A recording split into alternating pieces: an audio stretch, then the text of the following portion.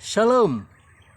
Pada 11 Juni ini kita akan membicarakan mengenai Ahinoam. Firman Tuhan dalam 1 Samuel 25 ayat 43 menyatakan, sebelumnya Daud telah memperistrikan Ahinoam dari Yezreel. Jadi kedua-dua orang wanita itu menjadi istrinya. Daud berkawin dengan Abigail, kita boleh baca pada ayat 40 hingga 42. Dan Ahinoam.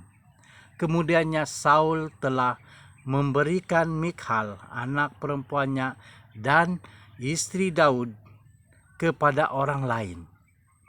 Kita tidak tahu siapa Ahinoam dan atau bagaimana dia menjadi istri Daud. Tetapi Daud mengikut seperti adat bangsa-bangsa pada zamannya. Dia memasuki poligami. Kita boleh baca ini dalam 1 Samuel pasal 25 ayat 39 hingga 43. 2 Samuel pasal 3 ayat 2 hingga 5. Sesuatu yang jelas bertentangan dengan kehendak Tuhan. Pada masa dia memulakan pemerintahannya di Hebron, Daud telah pun mengambil sekurang-kurangnya 4 wanita lain dalam perkawinannya. Makha, Hagit, Abital, dan Eglah. Semua ini kita boleh baca dalam 2 Samuel pasal ketiga ayat 2 hingga 5. Tetapi dia tidak berakhir di sana. Daud mengambil lagi beberapa orang gundik dan istri dari Yerusalem setelah dia datang dari Hebron. Ini kita boleh baca lagi dalam 2 Samuel pasal 5 ayat 13. Sekurang-kurangnya 2 lagi istri dan 2 lagi gundik. Nampaknya Daud akhirnya mendapatkan 10 wanita. Apabila Daud melakukan penzinahan yang mengerikan dengan Batseba dan pembunuhan suaminya Uria, Nabi Nathan menegurnya. Semua ini kita boleh baca dalam 2 Samuel pasal 11 dan juga pada ayat yang ke-14 dan hingga 27. Dia bernubuat tentang istri-istri Daud dan membantu Daud mengenali kesilapannya.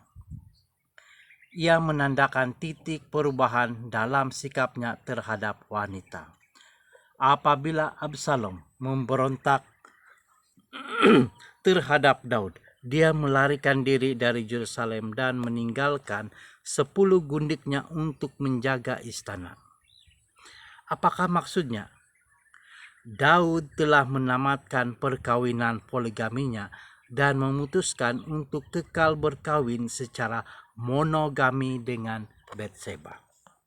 Kemudian Absalom menggenapi nubuatan yang mengerikan itu dan menyalahgunakan gundik-gundik Daud pada siang hari di hadapan seluruh Israel. Kita boleh lihat ini atau baca dalam 2 Samuel pasal 16 ayat 21, 2 dan 22. Apabila dia kembali ke Yerusalem selepas kekalahan Absalom, dia membantu mangsa-mangsa anaknya, tetapi tidak lagi melakukan hubungan seksual dengan mereka.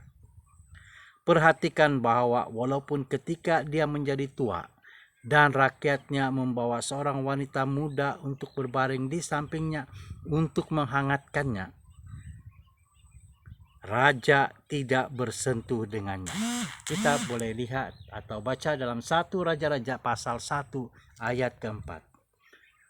Kehidupan perkawinan Daud yang kurang ideal, seperti kisah lain yang serupa dalam Alkitab, mengajar kita kebodohan mengikuti norma dan adat budaya dengan menggantikan perintah Tuhan yang jelas.